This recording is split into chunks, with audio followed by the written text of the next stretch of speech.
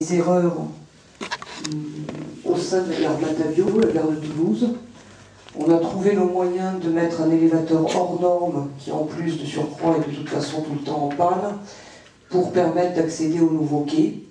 Donc ce qui veut dire qu'on continue, nous, personnes PMR, à devoir réserver une assistance à l'avance, à traverser des trottoirs, des couloirs malodorants, sombres, etc. C'est insupportable de voir que les moyens publics sont utilisés aussi mal. Et je voudrais aussi exprimer une inquiétude que je relayerai à M. Mayos, préfet de région, quand je le verrai le 31 décembre, concernant une information que j'ai eue à l'occasion de l'examen des dossiers soumis à l'Assemblée plénière du Conseil régional. C'est la question du CPER, du contrat de plan État-région, dans lequel il était prévu initialement 40 millions pour la mise en accessibilité des gares de Midi-Pyrénées. Et à juste titre, le Conseil régional s'inquiétait de l'absence de ce montant de 40 millions dans la maquette finale du CPER. Alors, je sais que tout n'est pas fini, mais je profite de la présence de M. Marziani et j'espère pouvoir compter sur lui pour se battre pour que ces financements soient actés, parce que c'est un minimum et c'est invraisemblable qu'on ne puisse pas se déplacer librement dans ce pays.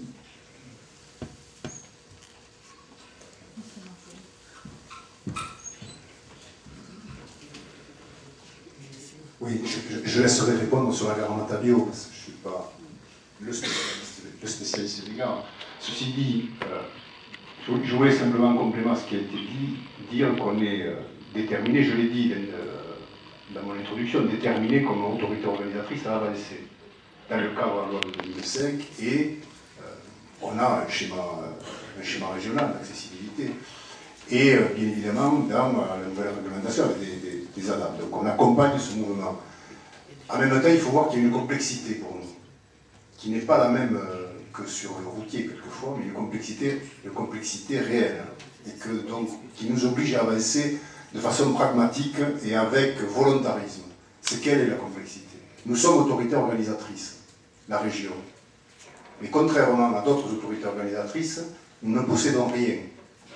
C'est-à-dire que nous ne possédons pas les trains, les quais, les gares, c'est-à-dire que tout le système de transport, et on n'est pas dans un système de délégation, on est dans un système de contrat passé avec une autorité organisatrice et pas de contrat avec RFF.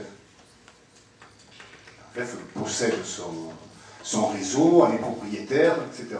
Donc nous sommes amenés à intervenir ou à aider, ou à inciter, ou à financer des opérations qui ne sont pas de notre responsabilité directe. Je le précise, c'est pas pour se défiler, comprenez ce que je veux dire, mais qui ajoute à la complexité. Et les deux intervenants ont dit une autre complexité qui, je pense, peut se résoudre, ou va se résoudre, c'est le fait qu'il y avait deux établissements complètement séparés, avec le fait que quand on va à la gare, par exemple Matavio ou d'autres, une partie de la gare appartient à SNCF et l'autre partie de la gare appartient à RFF, ou du système ferroviaire en tout cas. Voilà. Et que nous avons à intervenir dans ce contexte-là. Donc, nous avons effectivement, dans le cadre du schéma, et nous allons travailler dans la complémentarité maintenant, nous définir un certain nombre d'orientations. Et ces orientations, y compris dans les financements, ce qui a été dit sur un certain nombre de cas, on veut avancer de façon pragmatique. On sait que le chemin est difficile, mais on veut avancer de façon pragmatique.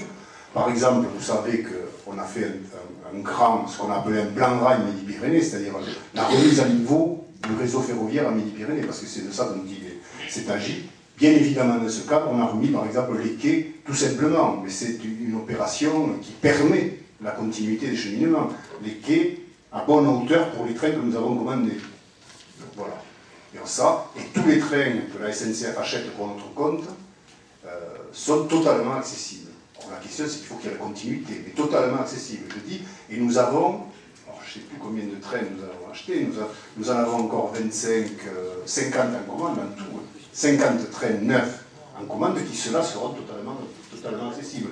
Je confirme, ce qui a été dit, c'est qu'à 2017, donc c'est dans 2 ans, l'ensemble des trains de Midi-Pyrénées, ou 90 à 95% des trains en Midi-Pyrénées, seront des trains totalement accessibles et de nouvelle génération. Voilà, donc ça, Ça, c'est un élément. Et le deuxième élément, c'est que nous avons décidé, parce que dans cette complexité, il y a les questions financières, vous les avez soulignées. Nous avons décidé de mettre sur la table, la région Midi-Pyrénées, 32% des sommes nécessaires, depuis 2009. Donc on est prêt à financer, sur le domaine des autres, 32% des sommes nécessaires pour la mise en accessibilité, en investissement, oui, bien évidemment. Mais donc, nous cherchons, de façon pragmatique, et les 11 cadres dont on parle, c'est dans ce cadre, avec des financements RFF et SNCF qui seront mutualisés, en fait, pour avancer, parce que si on s'attend les uns les autres, on avancera. Voilà, donc c'était un peu pour souligner la façon dont on veut avancer. Et deuxième élément, vous avez raison de le souligner, dans le cadre du contrat de plan qui est en train de se discuter, nous avons demandé à l'État, mais pas que la région Midi-Pyrénées, l'ensemble des régions en France, à ce que les questions d'accessibilité soient financées dans le cadre du contrat de plan. Pour l'instant, nous n'avons pas obtenu une réponse positive, mais nous ne sommes pas au bout de la question, puisque là, j'y étais pas ce matin, mais la région délibère sur le contrat de projet, et moi-même, dans le volet ferroviaire, on a redemandé à l'État de bien vouloir inscrire ces sommes. S'ils ne les inscrivaient pas, nous sommes pour une négociation, parce que ça peut être hors contrat de plan, mais nous insistons et nous avons demandé à ce qu'on ait une négociation qui permette de mobiliser ces sommes. Voilà, pour aller vite, nous on a estimé autour de 110 millions d'euros la mise en accessibilité en investissement. Voilà, s'il y avait ces 40 millions, ça serait un pas important de fait dans ce secteur et nous sommes prêts à mobiliser autant. C'est ça la réalité. Bon, je m'excuse d'avoir été un peu long, mais je voulais préciser ça du point de vue des orientations, mais qui ne contredisent pas du tout, mais qui vont en complémentarité de ceux qui viennent d'être